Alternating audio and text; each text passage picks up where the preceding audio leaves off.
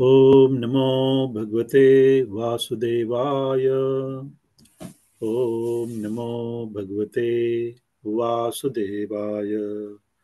Om Namo Bhagavate Vasudevaya. Om Ajnana Timirandasya Jnananjana Shalakaya Chakshurulmitam Yena Tasmai Sri Gurave Namaha.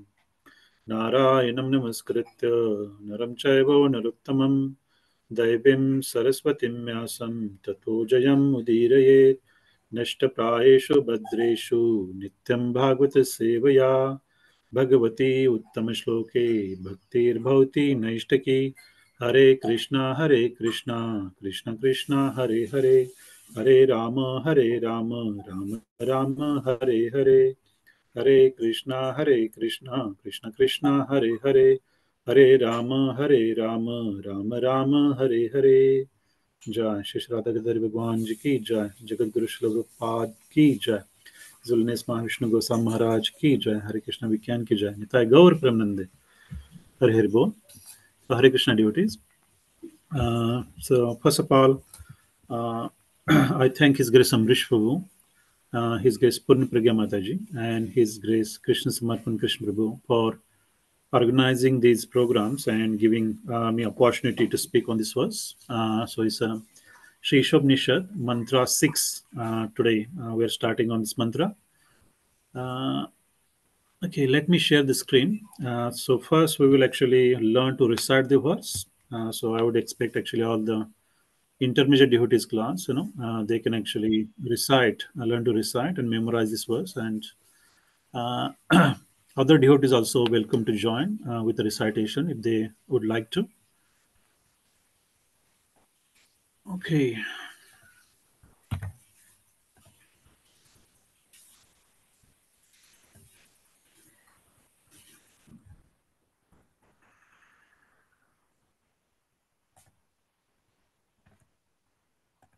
Okay, everybody, can everyone see the screen now? Yes, Mataji? Okay. So issue 6. Yastu sarvani bhutani atmani evanupashyati sarvabhuteshu chatmanam tato na vijagupsate yastu sarvani bhutani atmani evanupashyati sarvabhuteshu chatmanam tato na vijagupsate yastu sarvani bhutani atmani evanupashyati sarvabhuteshu chatmanam tato na vijagupsute. So it's very melodious verse again, very easy to recite as well. So intermediate devotees class, maybe we start with Divansh Mataji. And all intermediate devotees, please turn on your video. Okay. Mataji, you want to recite? Yastu sarvani bhutani atmani evanupashyati sarvabhuteshu chatmanam tato na vijugupsate. Yastu sarvani bhutani atmani evanupashyati sarvabhuteshu chatmanam tato na vijugupsate. Yastu sarvani bhutani atmani evanupashyati sarvabhuteshu chatmanam tato na vijugupsate. Thank you, Mataji. Mayuresh, can you hear us? Prabhuji, Mayuresh Prabhu has said that he won't be able to interact because he's working outside. Right, okay. Okay, that's well and good then. Sanjay Prabhu, you want to recite the verse? Should we go ahead? Hare Krishna. यस्तु सर्वाणि भूतानि आत्मनि एव उपश्यति एवानुपश्यति सर्वभूतेषु चात्मानं ततो न विजुगुप्सते. Okay, thank you, Prabhuji. So, yastu sarvani bhutani atmani evanupashyati sarvabhuteshu chatmanam tato na vijagupsute. Please practice this verse and try to memorize it. It's very important verse as well. So until now, actually the previous two mantras, I think Isho 5, Sanjay Prabhu actually explained that verse very nicely, and the verse before that as well. So that's actually basically the description of actually Krishna's qualities, right? So that's what we discussed there. So now, actually, in this verse, I think this was actually talking about the actually qualities of a Mahabhagavat, the actually topmost devotee, the pure devotee.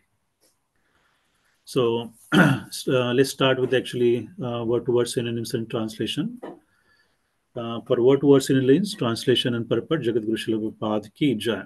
So here, yaha, he who, tu, but, sarvani, all, bhutani, living entities, atmani, in relationship to the Supreme Lord, eva, only, anupashyati, observes in a systematic way, sarvabhuteshu, in every living being, cha, and, atma, nam, the super soul, tataha, thereafter, na, not, vijugupsate, hates anyone. So he who, but all living entities in relation to the Supreme Lord only observe in a systematic way in every living being and the super soul thereafter not hates anyone. Translation: he who systematically sees everything in relation to the Supreme Lord, uh, who sees all living entities as his parts and parcels, who sees the Supreme Lord within everything, never hates anything or any being. So, one more time. He who systematically sees everything in relation to the Supreme Lord. So here is actually talking about the devotee who sees everything in relationship with the Krishna, and who also sees all living entities as his part and parcel, and who sees the Supreme Lord within everything, never hates anything or any being. Right. So these are the actually qualities of a Mahabhagavata or Paramhamsa, what we call it. So this is a very universal vision. So we already actually discussed when we studied Nectar of Instruction. If you actually read it, you must have read the purport. So Prabhupada also spent time to actually explain what is Kanishtadhikari, what is Madhyamadhikari, and again he actually focus on actually what is Uttamadhikari, which is Mahabhagavat, right? So actually just looking into the translation is only talking about the Mahabhagavat. But Prabhupada in the purport, actually, he explained what is Kanishtadhikari, Madhyamadhikari as well, because for actually person who is actually beginning on this path of self-realization, he may not know. No? He sees all the devotees, but he may not know who is actually Uttamadhikari, who's Madhyamadhikari. So Prabhupada first explained that, and then he goes on to the Mahabhagavad. So I think we spent a lot of time when we studied that verse, Nectar of Instruction, text 5. So all those concepts has been clarified, but we actually revisit all those concepts here just to actually refresh our memory as well. So he who systematically sees, so what it mean by systematically seeing? So actually, Prabhupada, Pardhan Prabhupada actually talks about actually what is meant by anupashyat. So systematically seeing means actually seeing with the knowledge, you know. So Prabhupada talks about actually, following the parampara, hearing from the actually previous acharyas. So basically what we're talking here is the actually gaining the actually that spiritual knowledge from our parampara. And with that actually uh, vision, vision with the knowledge, then we can actually see clearly as things they are. So he say, he who systematically sees everything in relation to the Supreme, and who sees all living entities as his parts and parcel. So Krishna in Bhagavad Gita, he says, Mamaye Vamsho Jiva Loke Jiva Bhuta Sanatan. So all the actually souls, living entities, so they are part and parcel of Krishna. So here, the Mahabhagavat devotee is also actually seeing them as part and parcel of Krishna, as Krishna says in Bhagavad Gita. And then, who sees Supreme Lord within everything, never hates anything or any being.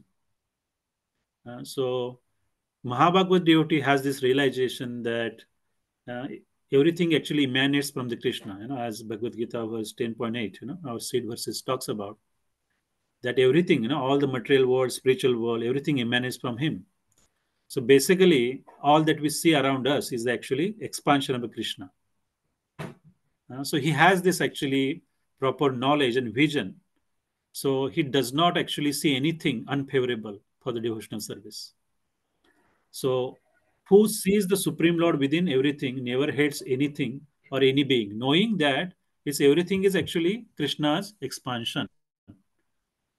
And one who has this understanding that actually everything is Krishna's expansion, then he's actually very much means he has a pure love of Krishna. Then there is no question of hating anything, right?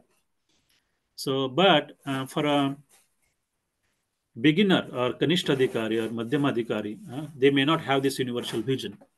So we'll talk about that. Okay. Okay. Let's begin with the purport. Probably I need a reader now. Mataji, you can. Okay. Thank you. Yes, yes. Mm. This is a description of the Mahabhagavad, the great personality who sees everything in relation to the Supreme Personality of Godhead. The Supreme Lord's presence is realized in three stages.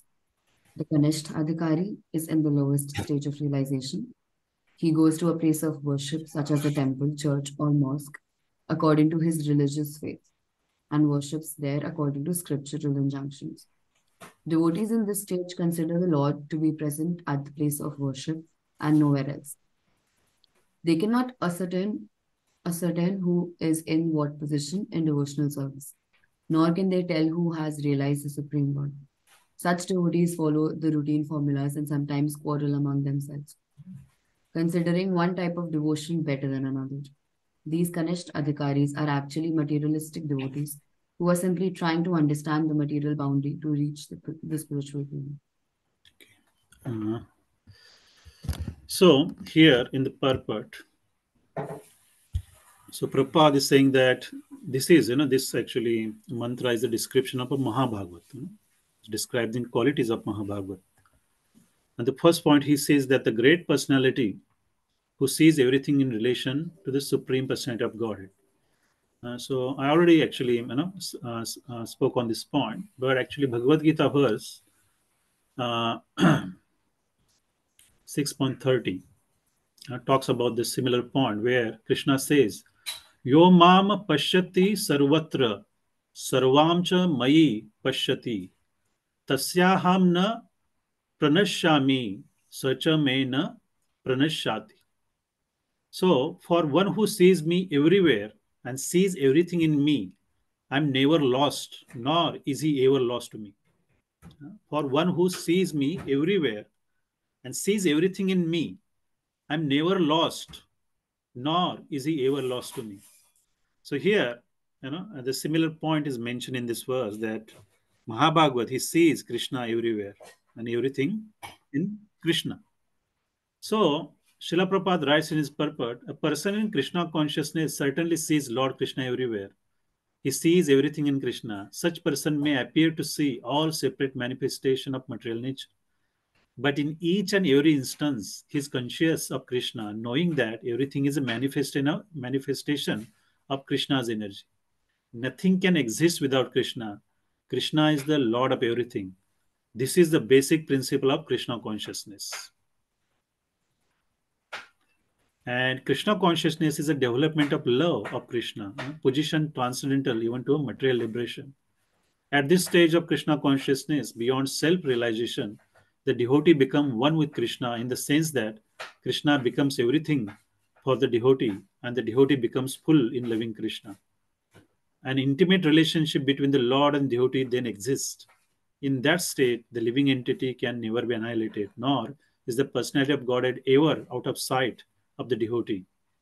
So here, Srila Prabhupada gave a very nice purport to that Bhagavad Gita verse 6.30, and the same point is mentioned, in the first statement. So that basically describes, actually the Mahabhagavad, and this is what is also confirmed by Krishna himself in Bhagavad Gita. So that Mahabhagavad has a pure love of Krishna, So Krishna is everything for him. And he sees everything as an expansion of Krishna. So he sees Krishna everywhere. So, as Lord Krishna says that he's never lost to that person, and nor he is lost to Krishna. So there is this intimate relationship. Okay. So this concept is very nicely clarified by Srila Prabhupada in that purport. And next, now, Srila Prabhupada is explained, the Supreme Lord is presence is realized in three stages, So we already studied this in Nectar of Instruction, as I mentioned, that Kanishtadhikari, Madhyamadhikari, and Uttamadhikari. So the first paragraph here, Srila Prabhupada is explaining who is Kanishtadhikari. Right? So Kanishtadhikari is a Prakrit devotee, as we studied. So Prakrit means Prakriti, material nature.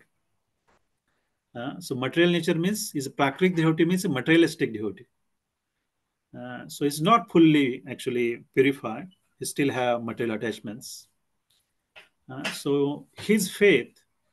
So all these actually three categories, actually Kanishtadhikari, Madhyamadhikari, and Uttamadhikari. How they are actually categorized this?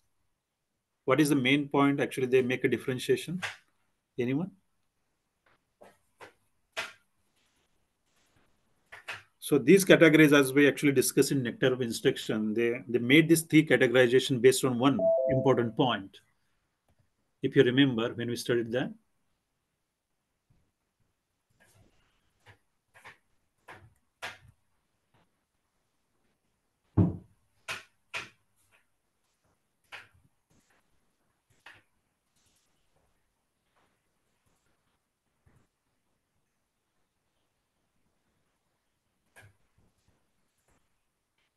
So it's a Shraddha, you remember? Faith. Okay. So Chaitanya Mahaprabhu, in Chaitanya Charitamrita, actually, Chaitanya Charitamrita is mentioned. Shraddha Shabde Vishwasa Kahe Surdhida Nishaya Krishna Bhakti Kaile Sarva Kama Kritahaya. By rendering transcendental service to Krishna, one automatically perform all subsidiary activities, This confident, firm faith favorable to the discharge of devotional service is called Shraddha, faith. And based on the faith, it is say that Shraddhavan Janahaya Bhakti Adhikari Uttam Madhyam Kanisht Shraddha Anusari. So one become qualified as a devotee on elementary platform. So elementary platform is a Kanisht Adhikari. Intermediate platform, there's a Madhyam Adhikari. And on the highest platform of devotional service, according to the development of his Shraddha, that is faith. Okay. So this is the most actually means Prabhupada gave many characteristics of each, but this is the main point, the Shraddha. So when we're talking about actually Kanishtadhikari, Kanishtadhikari is called, his Shraddha is Komal, is pliable, soft. So that is important thing that we should remember. I think there was a mention of that as well. Yeah, Yahara Komal Shraddha se Kanishta Jana Krame Krame Teno Bhakta Haibe Uttama.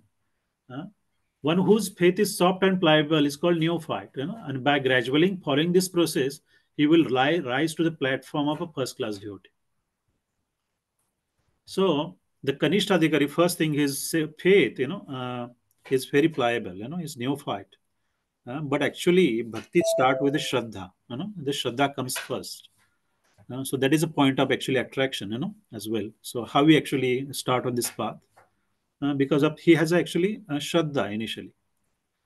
So here is say that he's the lowest, in the stage of realization, because he goes to the place of worship. So he goes to the temple and he's engaged into the actually deity worship, Pancharadri ki Vidhi. And he thinks that God is only, Krishna is only in temple, in the deity. But he do not have this universal vision that he does not realize the all-pervading nature of Krishna, that Krishna is everywhere, right? As actually Mahabhagavat, he sees Krishna everywhere and everything in Krishna. So he do not have this realization yet. And also, what is he also do not understand, actually, he cannot actually differentiate between the devotees, who's at the Kanishta stage, who's at the Madhyam stage, who's the Uttamadhikari. So he's still not aware of this. Actually, he do not have this knowledge. And Srila Prabhupada says that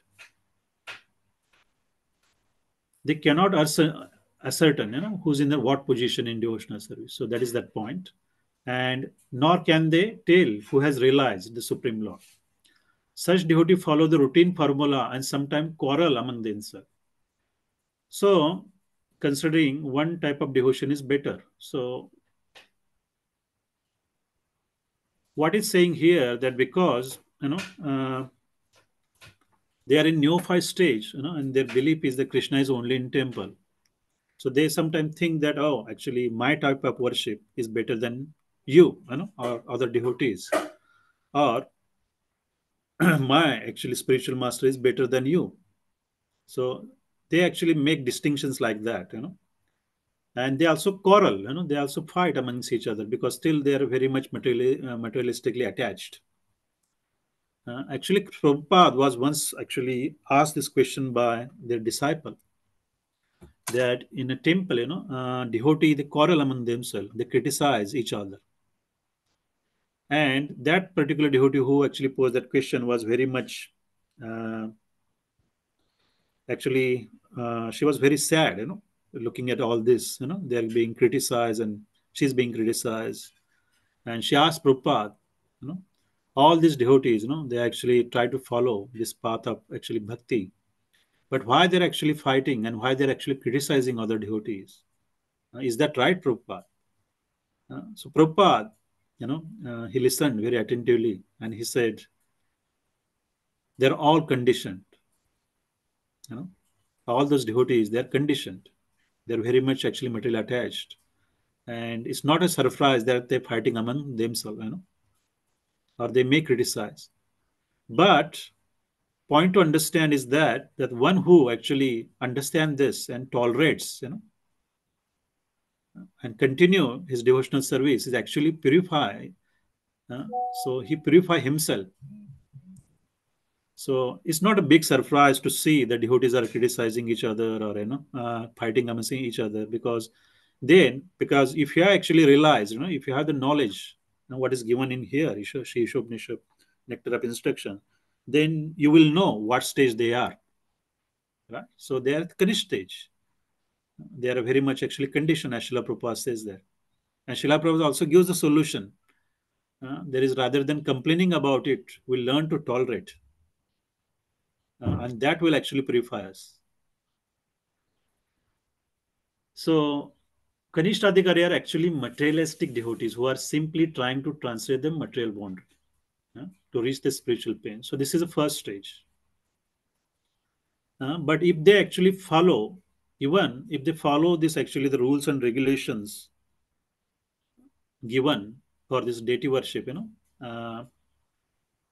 they can actually slowly progress to the Madhyamadhikari level and eventually to the Uttamadhikari level as well. So this is just actually progression from the being a neophyte towards becoming a Uttamadhikari.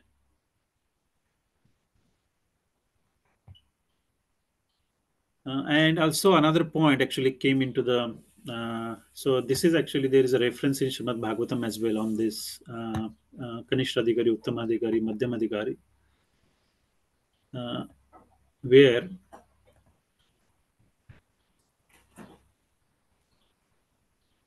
it's a Canto 11, chapter 2, verse 47. So these are not Srila Prabhupada's purpose, It's the disciple actually made a commentary on these verses, but they shared quite a lot of Srila Prabhupada's commentary from the Bhagavad Gita and all the, Srimad Bhagavatam. So here it is says, the description is given. Archayam eva haraye pujam yah shraddha yahate न तद भक्तेषु चान्येषु स भक्ता प्राकृत स्मृतः. A devotee who faithfully engages in worship of a deity in a temple but does not behave properly toward other devotees or people in general is called prakrit devotee. Is considered to be in lowest position, right? So he even does not know how to actually respect other devotees. So the similar information is given, but there is another important point that mentioned is that another symptom of a Kanishta Adhikari is that he is infatuated by the material qualification of so-called great materialistic person. So they actually get very much impressed, if they meet anyone who is materially progressed, who has a lot of wealth, maybe a lot of fame. So they get infatuated that. And having a bodily concept of life himself, he's attracted by material opulence and thus minimizes the position of Supreme Lord Vishnu. Such Kanishta Adhikari is therefore is disturbed if a second-class devotee criticizes the non-devotees of the Lord. In the name of a compassion and kindness, Kanishta Adhikari approves of the non-devotional activities of such a materialistic main. And because the Kanishta Adhikari is ignorant of the higher realm of a devotional service and the unlimited transcendental bliss of Krishna consciousness, he sees devotional service merely as a religious aspect of a life, but thinks that life has many enjoyable and worthwhile non-devotional aspects. And therefore he becomes angry when second-class devotee who is experiencing that Krishna is everything criticizes the non-devotees.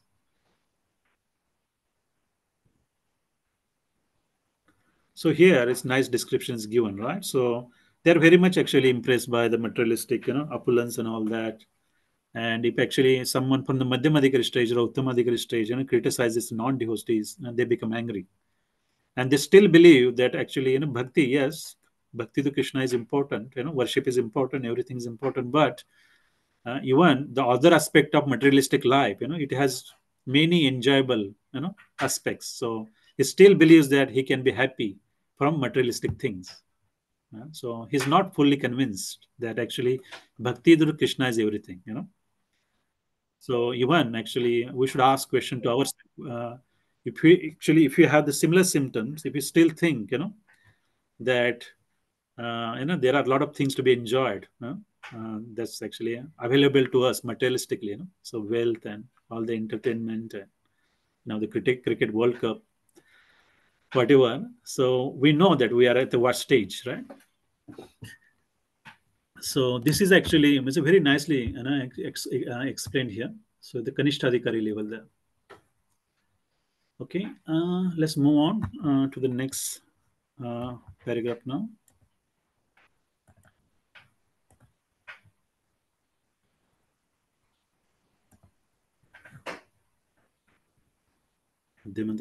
Those who have attained the second stage of realization are called Madhyamadhikaris. These devotees observe the distinctions between four categories of being. First, the Supreme Lord. Two, the devotees of the Lord. Three, the innocent who have no knowledge of the Lord. And four, the atheists who have no faith in the Lord and hate those in devotional service. The Madhyamadhikari behaves differently towards these four classes of person. He adores the Lord, considering him the object of love. He makes friends with those who are in devotional service. He tries to awaken the dormant love of God in the hearts of the innocent.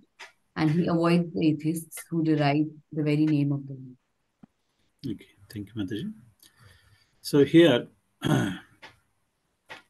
description of the Madhyamadhikari is given. Srila Prabhupada writes here that second stage of realization is a Madhyamadhikari. And he observed the distinction between four categories, right? So he can discriminate, he can actually, because he's now progressed to the next level, so he has that knowledge. So he recognizes who's at the what level, right? So he knows that actually the Neophyte and Kanishta Adhikari and how they behave, and he also knows the who's the Uttam Adhikari. So as you know, we previously discussed that actually preaching is done on a Madhyam Adhikari level, because uh, it says that in order to preach, we have to actually discriminate, because we cannot actually, as Srila Prabhupada has many times said, even Amrish Prabhu mentioned this point, that one cannot actually preach on a Uttamadhikari level. The preaching has to be done on a Madhyamadhikari level. So here the distinction is made. He makes a distinction. So he's clearly know who the Supreme Lord is. So that is Krishna, and who are the devotees of the Krishna, devotees of the Lord. And he also recognized there is a innocent people who do not have the knowledge. They're not necessary they are actually atheist. They may have some knowledge, but because of lack of knowledge, they're just innocent. They do not know how to progress on a path of bhakti. And there is a class of atheists, right, who have no faith in the Lord and hates those in a devotional service, right? So he clearly actually make a distinction, and he behaves accordingly with four classes of person. So he adores the Lord, right? Yeah. So very much because he has a strong faith. He has a shraddha. So he's very much engaged in worship of the Lord. He's very much engaged in preaching activities and doing services for the Lord. So he adores the Lord, and consider him to be object of love. And he makes friends with those who are in devotional service. So this is important aspect here, that he knows, actually who are the actually devotees, and he's friendly to the devotees. He's not envious of the devotees. So here in Kanishta Adhikari stage, the Kanishta Adhikari thinks that, oh, here is Krishna in the temple, I worship a Krishna, and I have direct relationship with the Krishna. Right? So that is his understanding. But Madhyam Adhikari, yes, he has a full faith, and he's very much engaged in the devotional activities, and even in Nectar of Instruction says that he's normally initiated by the spiritual master. So, he's been actually instructed how to perform the devotional service, and is faithfully following the orders of his spiritual master. So that is a Madhyamadhikari. But Madhyamadhikari do not think that there is a Krishna, and I have direct relationship with Krishna. So he recognizes the parampara. He recognizes that he has to go through his spiritual master, and he recognizes that all the devotees of a Krishna. So he also knows that actually Krishna is also in the heart of all those devotees.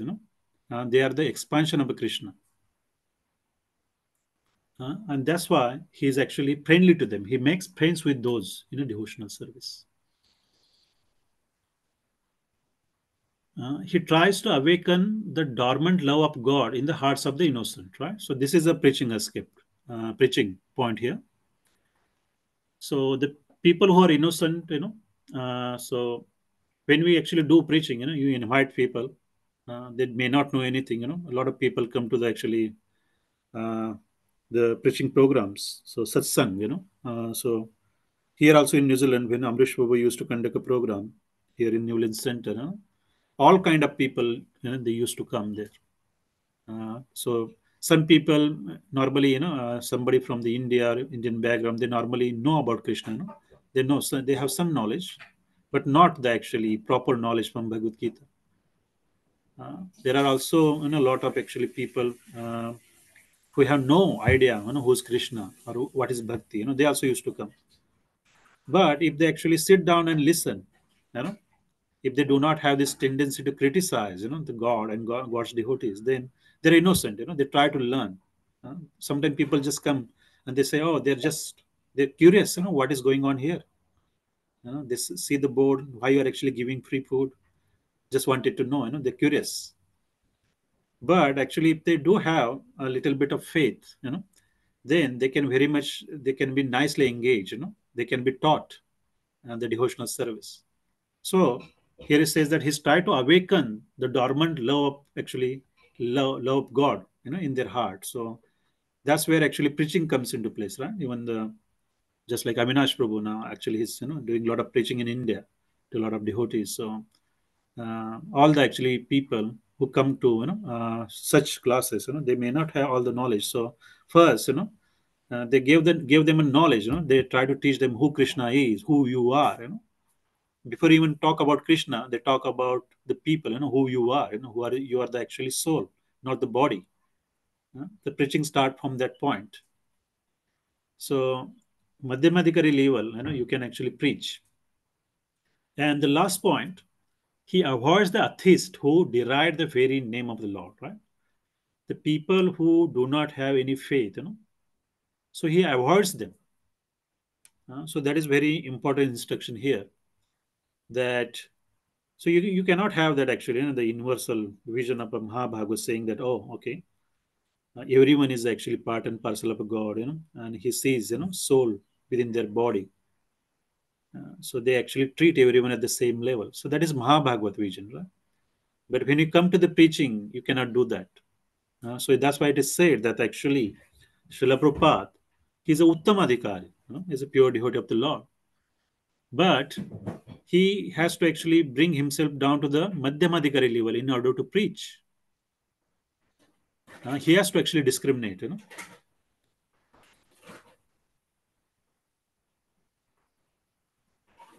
because actually even we know that actually Krishna, as a soul, he's sitting in everyone's heart. That's true. But actually we have actually born in a different bodies according to the actually what kind of activities we have performed in the past, past lives. So accordingly we have actually obtained the body. So material, from the materialistic point of view, on a material platform, we have the actually material bodies, and we have everyone have a different qualities, right? They have different physical strength. They have different actually intelligence. Level of intelligence actually vary according to people. They have some skill. Other people may have other skills. So they're not exactly the same. And some, as I said, some people they're just innocent. Some people are maybe very much interested in actually becoming God conscious, and some people they are atheists. They do not want to know anything about Krishna as well. So when you preach, you have to actually need to actually make a distinction, so you know to whom to preach. Because at the Madhyamadikari level, you have actually your faith is, you are convinced that actually you are convinced about Krishna, you're convinced about your relationship with the Krishna, but your faith may not be very very strong as compared to the Uttamadikari. So that's why it is said that one should avoid the atheist, because by just associating with a class of atheistic people, it can even contaminate that devotee, or you may get disturbed. It is said that if somebody is actually blaspheming the Krishna, then say that either you chop off his tongue or you actually walk away from the situation.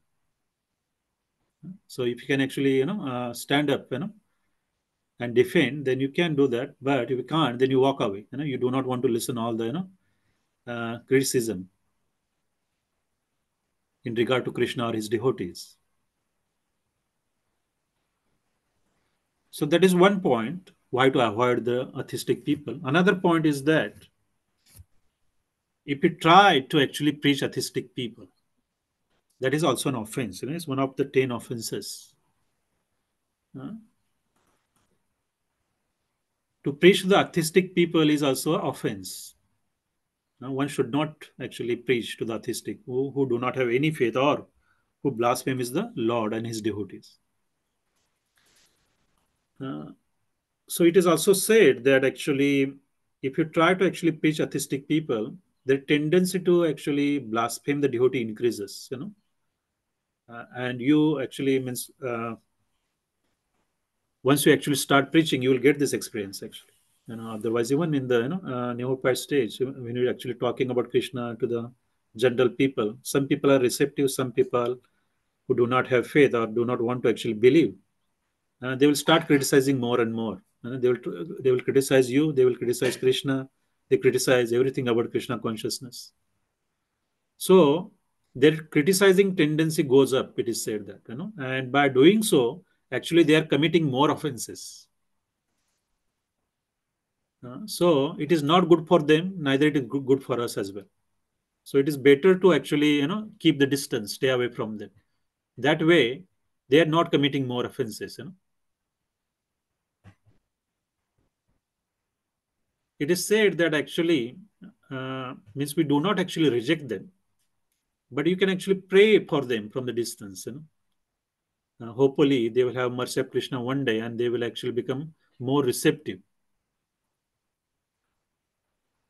So this is a important point. One has to actually we have to avoid the atheistic people, because our faith may not be that strong. We also get contaminated, and also for their own good as well, it's better to keep away from them. So this is the actually description of a Madhyam Adhikari here.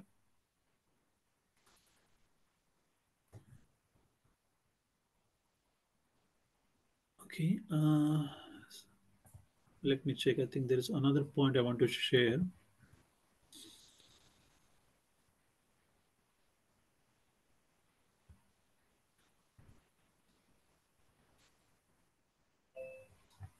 Okay, I think that's all, I guess, there. So, okay, we'll go back to the purport now. Let's read the next paragraph.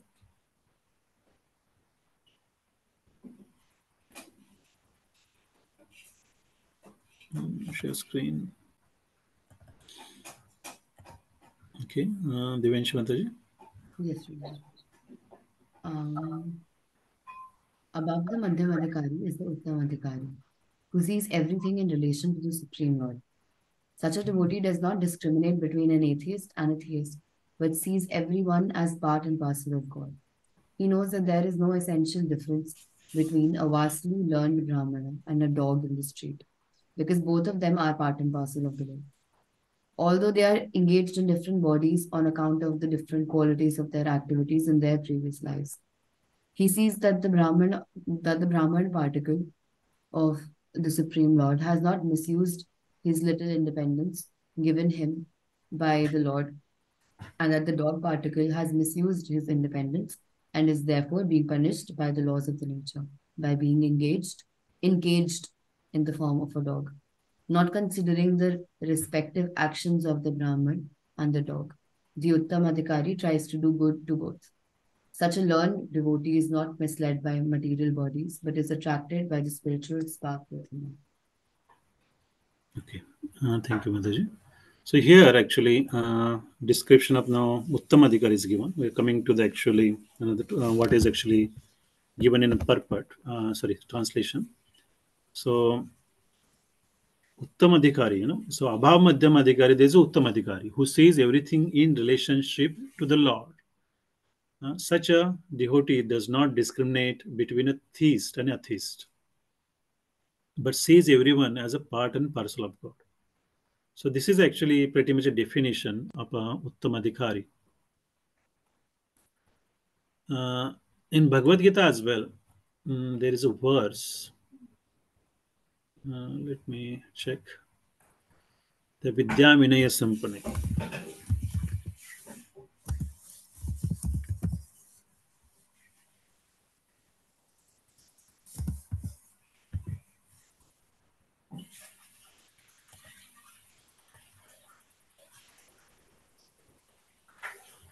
So, Vidya Vinaya Sampane, Brahmani Gavi Hastini. Suni Cheva Supakecha Pandita Samadarshina. So it's from the chapter 5, so verse number 18. So similar point is given there. Vidya Vinaya Sampane Brahmani Gavi Hastini Suni Cheva Supakecha Pandita Samadarshina. The humble sage who have worshipped true knowledge see with equal vision a learned and gentle Brahman, a cow, an elephant, a dog, and a dog eater. So here I'll quickly read, because this is, I think, important point here, what is actually given in that purport.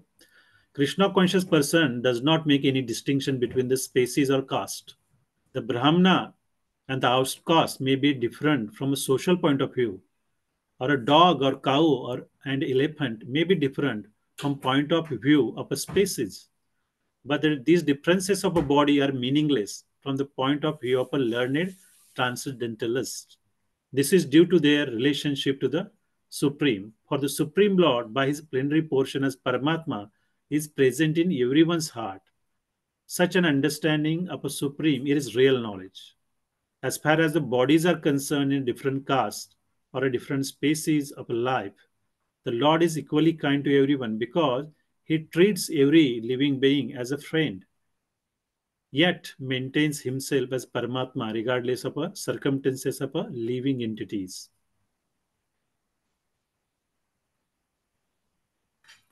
The Lord as Paramatma is present both in the outcast and in the Brahmana, although the body of Brahmana and that of outcast are not the same. The bodies are material production of a different modes of material nature, but the soul and supersoul within the body are of the same spiritual quality. The similarity in the quality of a soul and supersoul, however, does not make them equal in quantity. For individual soul is present only in a particular body, whereas Paramatma is present in each and every body. The Krishna conscious person has a full knowledge of this, and therefore he is truly learned, has an equal vision. The similar characteristics of a soul and supersoul are that they are both conscious, eternal, and blissful. But the difference is that individual soul is conscious within the limited jurisdiction of a body, whereas supersoul is conscious of all the bodies. The supersoul is present in all the bodies without distinction. Okay, so this is a description given in that actually Bhagavad Gita verse. So it's talking about the similar point what is given here. That Mahabhagavata, they do not actually make the distinction between the Brahmana or the dog or the outcast or cow. They're actually, what they see is the actually spiritual park uh, within their heart. So that is actually the expansion of Krishna. Soul is the expansion of a super soul. But important point to understand is that Uttamadhikari, so this is this universal vision. So you cannot imitate this. Or you cannot even call that everybody is actually all equal, the oneness. Everyone is one. Because Srila Prabhupada talks about this point that, yes, on a spiritual level, when you actually saying, looking at the soul and super soul, yes, soul is actually part of, is expansion of Krishna himself, is a part and parcel of Krishna. Mamai Mamsho Jiva Loke Jiva Bhuta Sanatan. So Srila Prabhupada gives this example as the gold, and the particle of a gold is the same in quality. So the actually the learned, Pandit, learned who's in knowledge, he sees that actually the spiritual park that is actually soul within the heart of all the living entities, So so on that platform, he does not make any distinction. He just ignores actually their bodily conception, the different bodies, as it is very nicely explained by Srila Prabhupada in that purport. But Srila Prabhupada, as they say, that on material level, everybody's got different bodies according to the past karmas, So you cannot just say that everyone is one, everyone and all that, and you cannot go on. Especially if you're preaching, then you have to make a distinction. You cannot say that tiger or man, they are both part and parcel of a god, and you cannot just go and hug the tiger, right? Because you know that actually, if you hug the tiger, then probably you will become the tiger will probably consume you. So Srila Prabhupada actually gave this example. So one has to be intelligent, when you preach. That's why at the Madhyamadikara level, when you preach, you have to make all this distinction. So this is very gross example, but actually the similar point is actually conveyed. Srila Prabhupada actually gave this example in one of his actually lecture. I remember. Okay, I think we got only 3 minutes left, and I think there's a lot to talk about on this paragraph, and actually next couple of paragraphs as well. So that is all the description of Mahabhagavad. So we will actually conclude here, and then probably actually discuss this in a next Sunday. Hopefully, we'll be able to finish that by then. Okay. Is there any burning questions or No, Prabhuji. Hare Krishna? Sorry, I can't hear you, Mataji. No, Prabhuji, I was just saying that. No questions. No questions. Okay. That's fine then. If there are no any burning questions, but you have opportunity. If you do get a question, then please post that in our intermediate group. So I think what we'll do that if we receive more questions, as you know, that we can actually have another session once we actually conclude this verse, just a question and answer. So please do so. Okay, just 2 minutes left, so we'll take a break and then we'll come back to the serious devotee class. So there is a lecture. Avinash Prabhu is going to give a lecture. Okay, thank you, devotees. Hare Krishna. Okay, I'm stopping the recording now and we'll start recording again when the next class starts. Hare Krishna.